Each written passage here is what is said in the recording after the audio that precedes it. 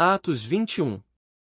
E aconteceu que, separando-nos deles, navegamos e fomos correndo o caminho direito, e chegamos a Cós, e no dia seguinte a Rhodes, de onde passamos a Pátara. E, achando um navio, que ia para a Fenícia, embarcamos nele, e partimos. E, indo já à vista de Chipre, deixando-a à esquerda, navegamos para a Síria e chegamos a Tiro, porque o navio havia de ser descarregado ali.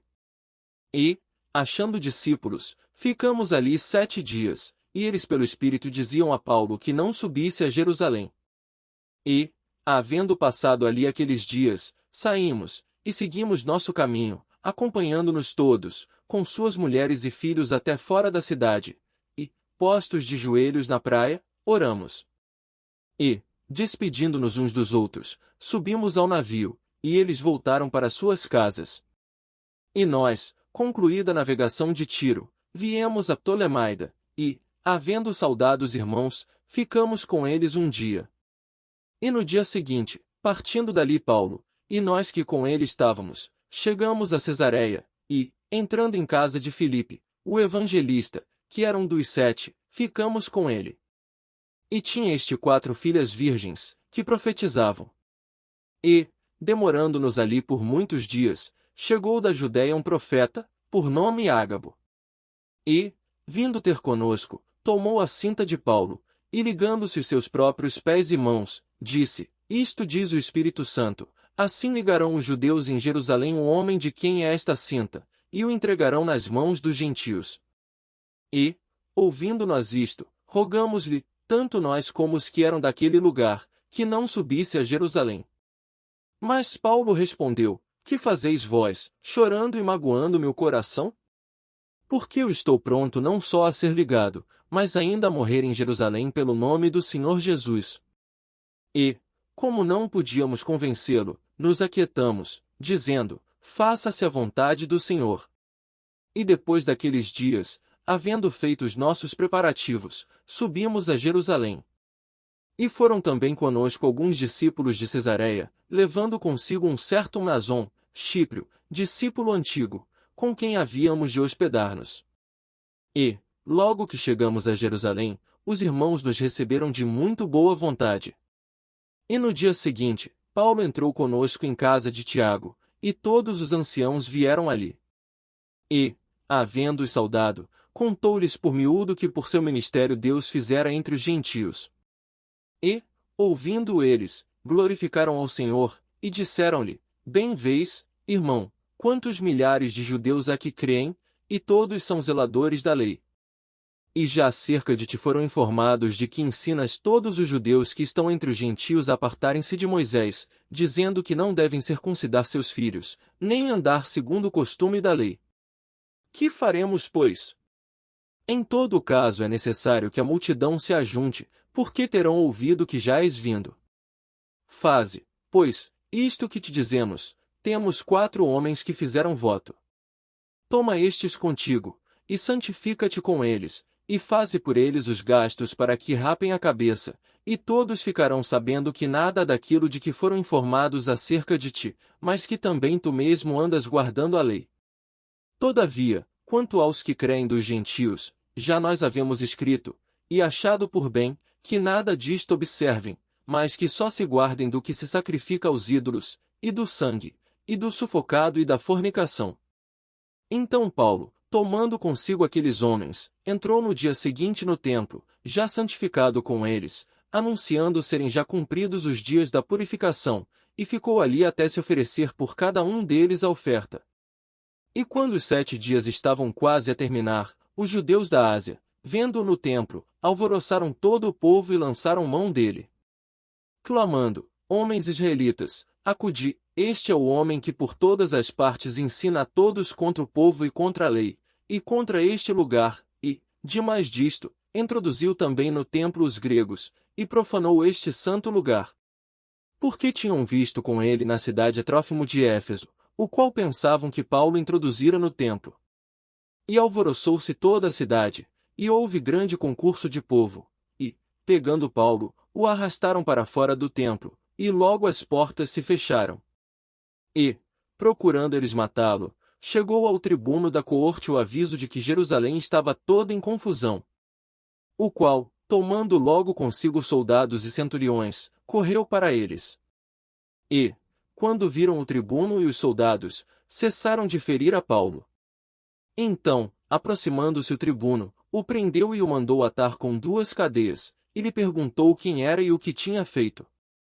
E na multidão uns clamavam de uma maneira, outros de outra, mas, como nada podia saber ao certo, por causa do alvoroço, mandou conduzi-lo para a fortaleza. E sucedeu que, chegando às escadas, os soldados tiveram de lhe pegar por causa da violência da multidão. Porque a multidão do povo seguia, clamando, mata-o. E, quando iam a introduzir Paulo na fortaleza, disse Paulo ao tribuno, é-me permitido dizer-te alguma coisa.